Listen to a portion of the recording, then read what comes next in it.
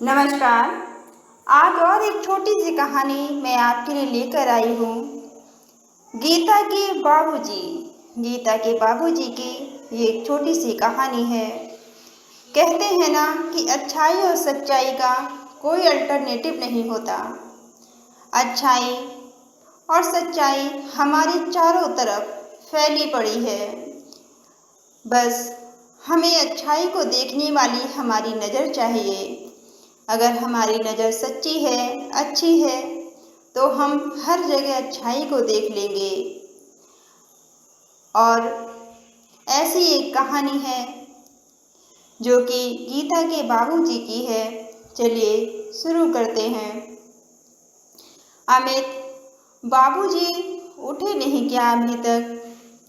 Time पर दवा नहीं लेने से उनकी तबीयत बिगड़ सकती है। जरा देखोगे क्या उनके कमरे में जाकर? गीता अपने पति से कहती हैं। अदिति की बातें सुनकर अमित को भी आश्चर्य हुआ।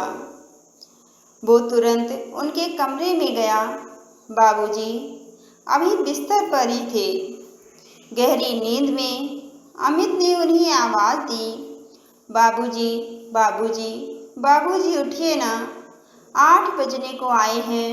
आज आपको चाय नहीं पीनी क्या? कोई जवाब ना पाकर अमित ने उन्हें हिलाकर जगाने की कोशिश की, लेकिन उनके ठंडे पड़े शरीर के स्पर्श से वह चौंक गया और चीखने लगा, अदिति, अदिति, अदिति, देखो अदिति, बाबूजी उठ नहीं रहे हैं। अदिति तेजी से बाबूजी के कमरे में पहुंची। अमित को कुछ सूझ नहीं रहा था।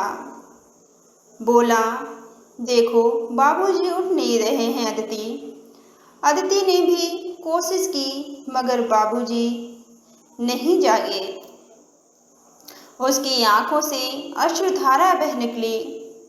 वह रोने लगी, लेकिन अपने आप को सांत्वना देते हुए, अपने आप को समझाते हुए बोली, जरूर रात की दवाओं के असर से गहरी नींद में सो रहे हैं बाबूजी।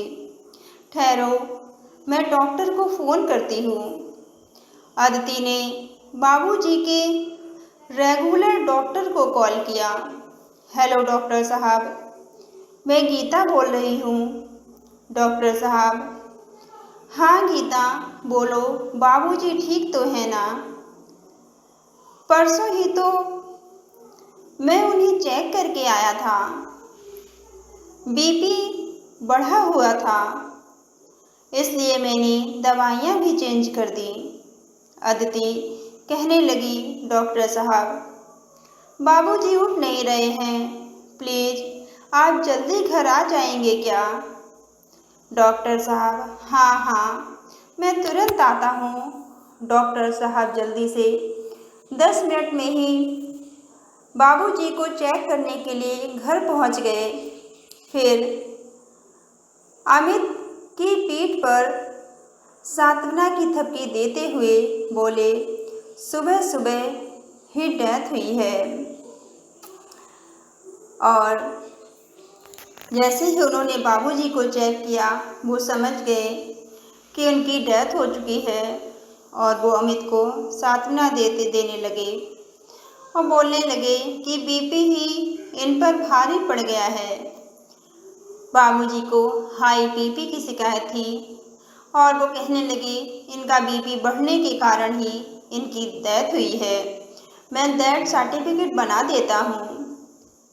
डॉक्टर की बात सुनकर अदिति हिचकियाँ ले लेकर तेज तेज रोने लगी। डॉक्टर ने उसे कहा, गीता बेटा, जन्म मरण हमारे हाथ में नहीं होते, और फिर बाबूजी की उम्र भी तो हो चली थी, इसलिए होने को कौन टाल सकता है। फिर अमित की ओर देखते हुए डॉक्टर साहब कहने लगे, मैं तो कहता हूँ अच्छा ही हुआ जो तकलीफ से इन्हें निजात मिल गई। अल्जाइमर रोग बहुत तकलीफ देह होता है। खुद पेशेंट के लिए भी और उसके नाते रिश्तेदारों के लिए भी ये कष्टकारी है। फिर डॉक्टर साहब कहने लगे कि डेथ सर्टिफिकेट पर उनका क्या नाम लिखूं? उन्हें चेक करते के लिए जब भी आता था, जब भी उन्हें देखने आता था, उन्हें चेक करने आता था, तो तुम लोगों की देखा देखी मैं भी उन्हें बाबूजी ही कहता था। मैं भी उन्हें बाबूजी कहकर ही बुलाता था और मैं आज तक गीता के बाबूजी के रूप में ही उन्हें जानता हूँ। इसलिए डॉक्टर ने आगे कहा, थोड़ी देर के लिए अमित अदिति बिल्कुल शांत रह गए, सकबका से गए, एक दूसरे के मुंह देखने लगे। फिर गीता ने चुप्पी तोड़ी और डॉक्टर से बोली, डॉक्टर साहब, मेरा नाम गीता नहीं है, मेरा नाम अदिति है। पिछले 10 सालों से मैं बाबूजी के लिए गीता बनी हुई हूँ। ये 10 साल हो चुके हैं जो मैं बाबूजी की गीता बनी हुई हूँ और बाबूजी की गीता के रूप में ही आप हमें जानते हैं। डॉक्टर साहब कहने लगे, बेटा इसका क्या मतलब है? अदिति बताने लगी कि कोई 10 साल पुरानी बात है डॉक्टर साहब। मैं साग सब्जी लेने के लिए मार्केट गई थी। खरीदारी के बाद जब मार्केट से बाहर आई और किसी खाली रिक्शे की तलाश में इधर उधर देख रही थी, तभी गीता गीता गीता पुकारते हुए एक बुजुर्ग वर्ग मेरे करीब आ पहुँचे और मेरे वहाँ पकड़कर, मेरा हाथ पकड़कर मुझसे बोले, गीता बेटा, अरे मुझे अपना घर नहीं मिल रहा है। कब से मैं यहाँ खड़ा हूँ, लेकिन किधर जाऊँ कुछ भी समझ में नहीं आ रहा। अच्छा हुआ गीता कि तुम चली आई, तुम यहाँ पर आ गई हो। चलो अब हम अपने घर चलते हैं गीता। बुजुर्गवार किसी अच्छे घर से लग रहे थे, दिखने में भी बुजुर्ग अच्छे लग रहे थे और उनके कपड़ों से उनको देखने में वो अच्छे घर के प्रतीत हो रहे थे। मेरा हाथ थाम कर बोलने लगे, गीता चल जल्दी घर चल बेटा, मुझे कब से भूख लगी है। मुझे समझ नहीं आ रहा था मैं क्या करूं, पर बुजुर्गवार की स्नेहमयी मीठी बाणी सुन सोचा कि उनको घर ले चलती हूँ।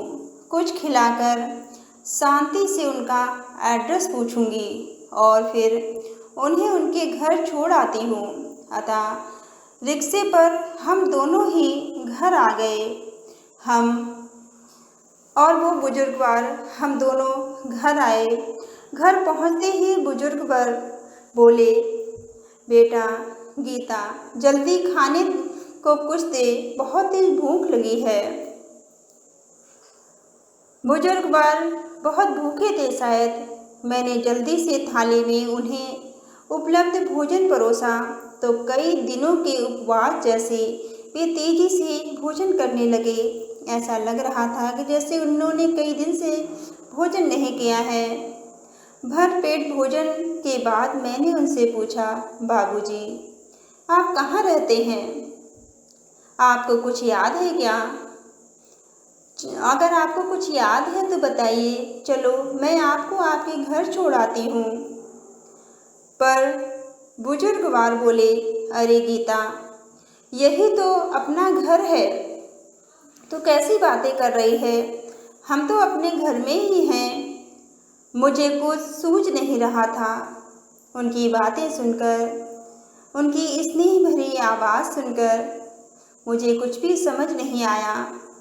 फिर वे बाहर सोफे पर ही सो गए। शाम को जब अमित घर आए तो मैंने अमित को सारी बात बताई। सारा किस्सा सुनाया।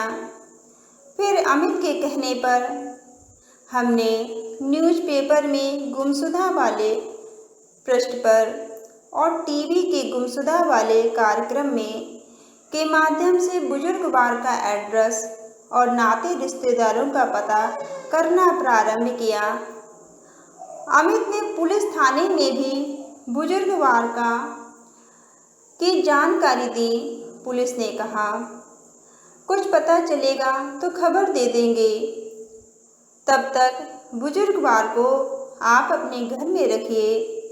तुम्हें अगर कोई दिक्कत हो तो उनको सरकारी वृद्धा आश्रम में अथवा हॉस्पिटल में दाखिल करवा दीजिए। गीता गीता पुकारते हुए मेरे आगे पीछे घूमते रहे वो बुजुर्गवार।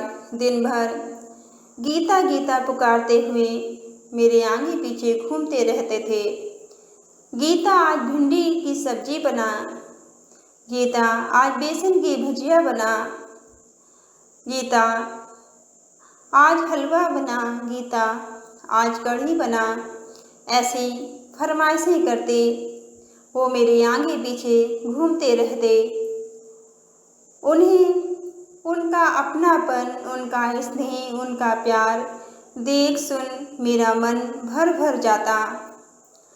बड़े हक से वे मुझे हर बात कहते जो मुझे भी बहुत भाता। बहुत हक से, बहुत प्यार से वो हर बात मुझे बताते, हर फरमाइश मुझे बताते, हर ख्वाहिश मुझे बताते। उनकी बातें सुनकर मेरा मन भी बार बार भर भर आता।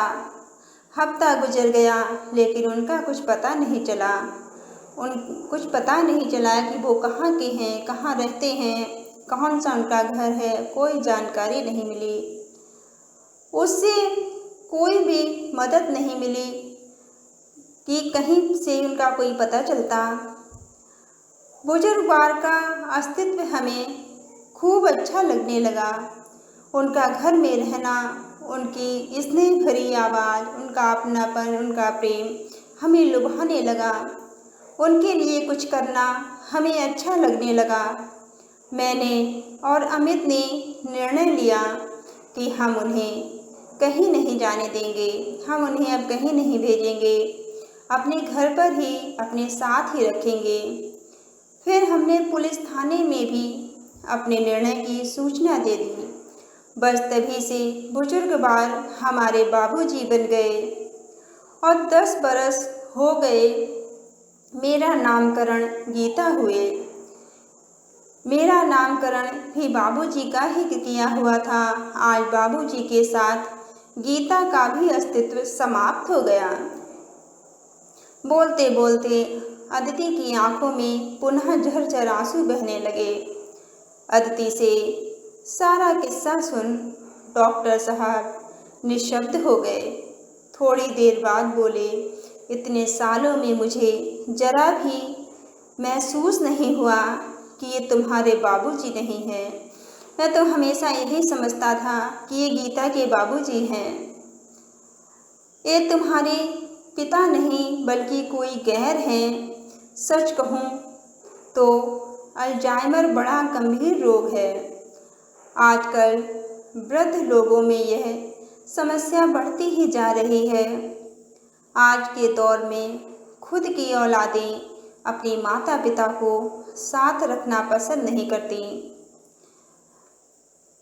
फिर आपने एक गैर वृद्ध को अपने साथ अपने पिता के रूप में रखा, लेकिन इस समाज में आप जैसे लोग भी हैं, यह मेरे लिए बेहद आश्चर्य की बात है। शायद अच्छाई चारों तरफ है, अच्छाई देखने की ज़रूरत है और अच्छाई से सीखने की ज़रूरत है। अच्छाई का और सच्चाई का कोई अल्टरनेटिव नहीं है। फिर डॉक्टर साहब खामोश हो गए। उन्होंने अमित और अदिति की पीठ पर प्यार और सांत्वना भरी थपकी दी। फिर बाबूजी का डेथ सर्टिफिकेट उन्हें सौंपा और फिर वो नम आँखों से वहाँ से चले गए। ये एक छोटी सी कहानी थी। ये कहानी आपको कैसी लगी कमेंट करके ज़रूर बताइएगा। धन्यवाद।